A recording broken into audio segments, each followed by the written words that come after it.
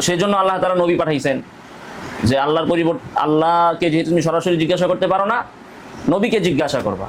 আর অনেক সময় আল্লাহ তাআলা জিবরাইলের মাধ্যমে নবীর কাছে ফতোয়া পাঠাইছেন, আবার অনেক সময় আল্লাহর পক্ষ থেকে নবী ফতোয়া দিয়েছেন। এরপরে যখন নবী নাই, নবী সাল্লাল্লাহু আলাইহি সাল্লাম রফাত হয়ে গেছে, এখন ফতোয়া আল্লাহ তাআলার নায়েব হয়ে নবীর তরিকা মতো কে দিবে? আলেমরা দিবেন। এই জন্য সমাজের ভিতরে কিছু মানুষের এমন থাকতে হবে যে যারা এই দায়িত্বটা পালন করবে, ফরজে কিফায়া। সমাজের ভিতরে যদি একজনও মুফতি না থাকে, ফতোয়া প্রদানের মতো কেউ না থাকে, তাহলে মানুষ চলবে কিভাবে? এই জন্য কিছু সংখ্যক মানুষ এই দায়িত্বটা পালন করতে হবে নবীর ওয়ারিস হিসাবে, নবীর উত্তরাধিকার হিসাবে। কাজে এই কাজটা কি সহজ হলো না কঠিন হইল?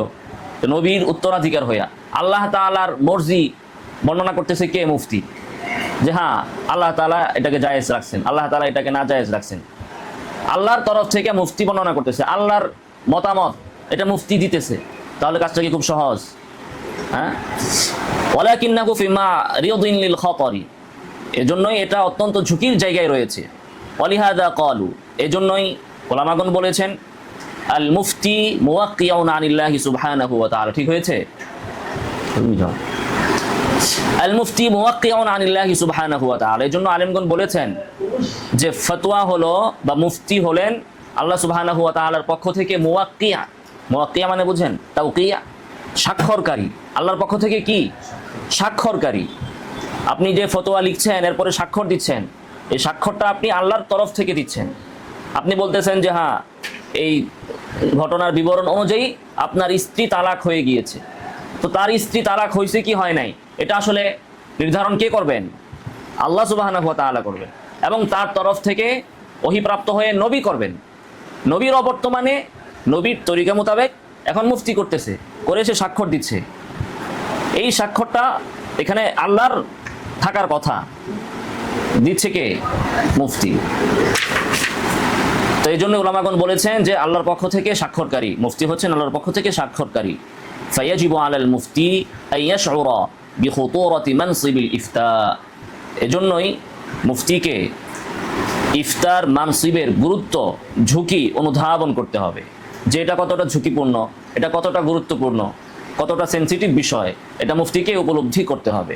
ওয়ান্নাহু লাইসা ইবদাউন লিল আরাইশ শাখসিয়্যা, ওয়ান্নাহু লাইসা ইবদাআন লিল আরাইশ শাখসিয়্যাতি আও তাহকীমান লিল আকলিল মুজাররাদি আও তাফঈলান লিল আওয়াতিফিন নাফসিয়্যাতি। এটা ব্যক্তিগত মতামত প্রকাশের ক্ষেত্র নয়। ইফতা, ফতোয়া প্রদান এটা ব্যক্তিগত মতামত প্রকাশের ক্ষেত্র নয়। অনেক পাবলিক আছে যে আলিমদের ফতোয়ার জায়গায় তারা বলবে যে আমি তো কোরআন হাদিস বুঝি না আপনাদের মতো, তবে আমার ব্যক্তিগত মত হচ্ছে এটা, বলে না? তো ইসলাম এটা কি কারো ব্যক্তিগত প্রপার্টি নাকি যে আপনি এখানে ব্যক্তিগত মত প্রকাশ করবেন? তো ফতোয়ার মধ্যে ব্যক্তিগত মতামত প্রকাশ করার কোনো জায়গা নাই। আপনি কে? আপনি কোন ব্যক্তি? আমি কে? ফতোয়া তো হচ্ছে আল্লাহর বক্তব্য, আল্লাহর মানসা মুফতি পেশ করবে। তো এখানে আপনার ব্যক্তিগত মতামত আপনি দেন কিভাবে? আও তাহকীমান লিল আকলিল মুজাররাদ, শরীয়তের নুসুসের ধারে শরীয়তের নুসুসের কাছাকাছি না যেয়ে, শরীয়তের নুসুসের শরণাপন্ন না হয়ে শুধুমাত্র আকলে মুজাররাদ, যে আমার বিবেক এটা বলতেছে তা আমি এটা ফতোয়া দিয়ে দিলাম, হাদিস কোরআন কিছুই দেখলাম না। এই আকলে মুজাররাদ, বিবেক দিয়ে হুকুম দেওয়ার জায়গা ফতোয়া না।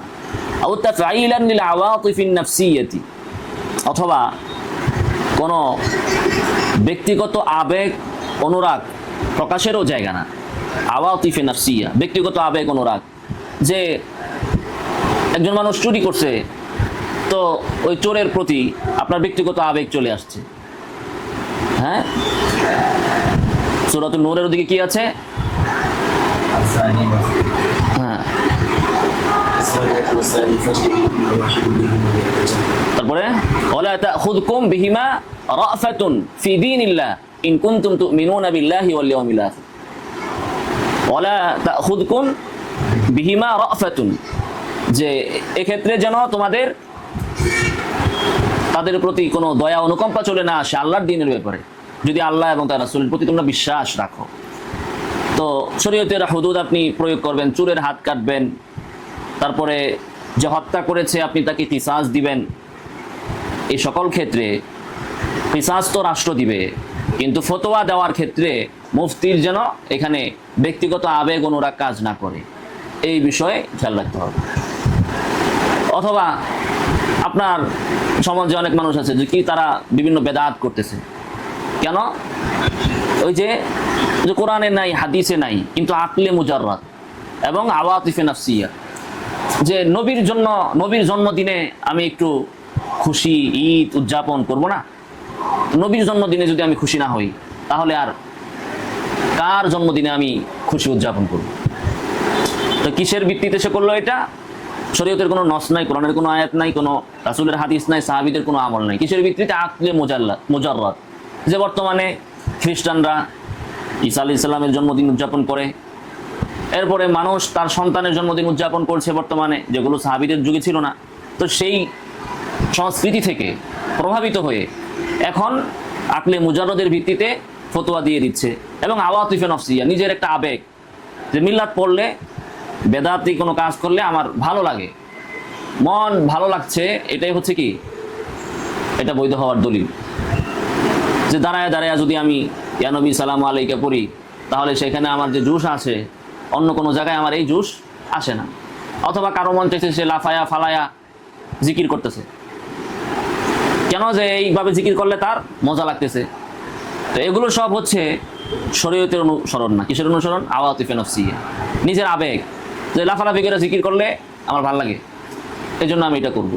কিন্তু আল্লাহ রাসূল কেমনে করছেন, কিভাবে করছেন, সেটা কি লাগে না, আমার ভালো লাগে না। তাহলে এটাই বলা হচ্ছে যে ফতোয়া এটা ব্যক্তিগত মতামত প্রকাশ করার জায়গা না, এবং শুধুমাত্র বিবেকের তাড়নায় কোনো সিদ্ধান্ত দেওয়ারও জায়গা না, এবং কোনো আওয়াতিফে নাফসিয়া, আপনার মনের কোনো আবেগ অনুরাগ এর মাধ্যমে কোনো কিছু বলারও জায়গা না। ওয়া ইন্নামা হুয়া তাবয়ীনুন লিমা শারা'a আল্লাহু সুবহানাহু ওয়া তাআলা লিইবাদিহি মিন শারা'i'a ওয়া আহকামিন লিহায়াতিহিমুল ফারদিয়্যা ওয়াল ইজতিমাইয়্যা আল্লাতী তাদমানু লাহুমুস সাআদা আল আবাদিয়্যা ফিদ দুনিয়া ওয়াল আখিরাহ। বরং ফতোয়া হচ্ছে আল্লাহ সুবহানাহু ওয়া তাআলা তার বান্দার জন্য যে শরীয়ত দিয়েছেন সেইটাকে প্রকাশ করা।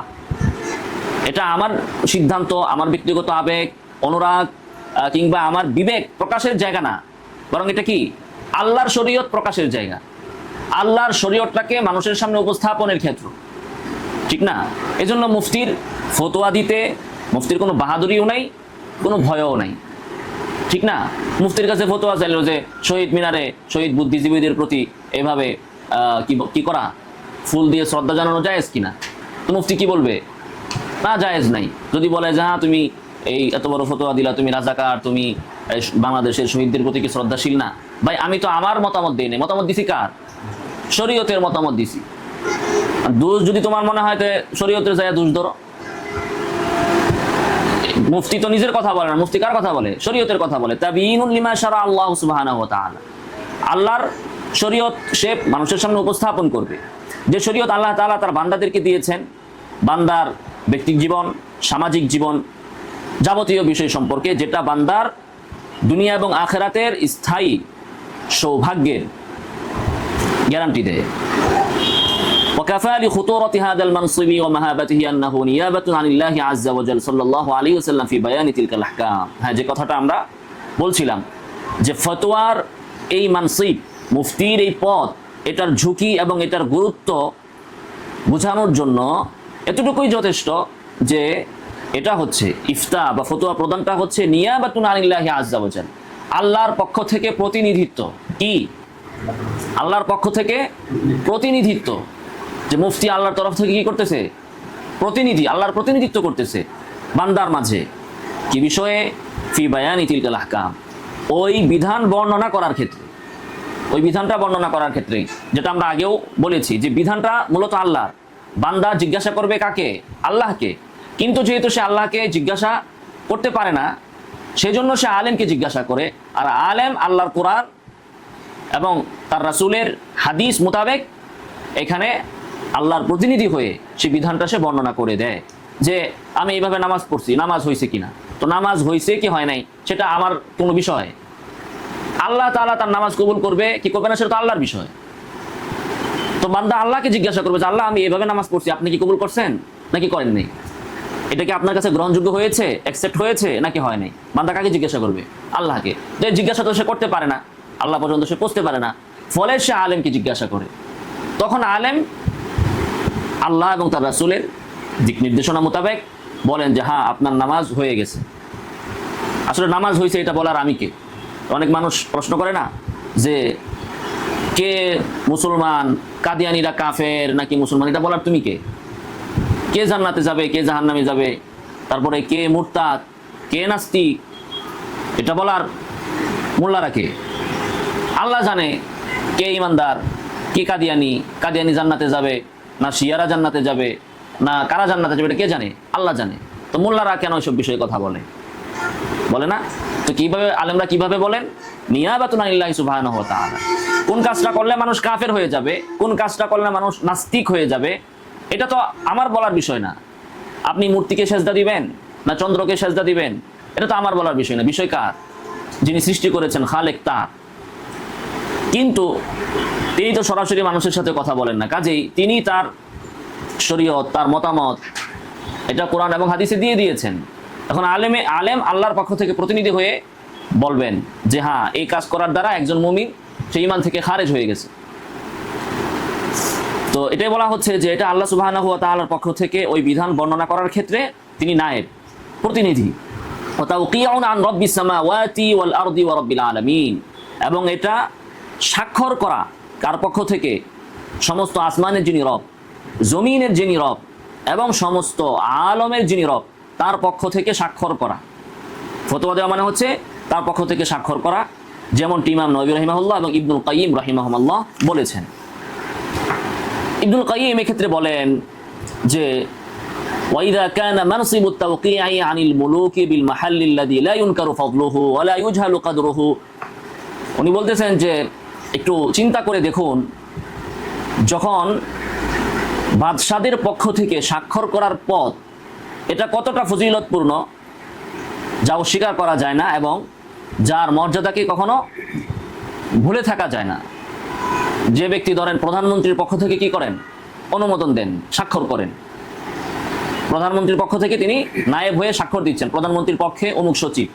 তাহলে এটা কত বড় পদ, তার কত মর্যাদা থাকবে, তার পিছনে মানুষ কত সিরিয়াল দিবে। ফাকাইফা বিমানসিবিত তাওকিই আন রাব্বিল আরদি ওয়াস সামাওয়াত। তাহলে বাংলাদেশের এই ছোট রাষ্ট্রের একজন প্রধানমন্ত্রীর তরফ থেকে কোনো ব্যক্তি প্রতিনিধি হয়ে যদি স্বাক্ষর করে, তার যদি এই মর্যাদা হয়, তাহলে যে ব্যক্তি নাকি সমস্ত আসমান, সমস্ত জমিন এবং সমস্ত আলমের যিনি প্রতিপালক, স্রষ্টা, প্রতিপালক, তার তরফ থেকে যিনি স্বাক্ষর দেন, তার মর্যাদা কেমন হবে? এজন্যই তারপরে বলা হচ্ছে অতএব যেহেতু এটা এত বড় মর্যাদার একটি বিষয়, সেজন্য এটার ঝুঁকিও তত বেশি। তাই এই পদে যে বসতে চাবে বা কাজ করতে চাবে, তাকে নিজেকে এর জন্য প্রস্তুত করতে হবে। এর জন্য তাকে তৈরি হতে হবে।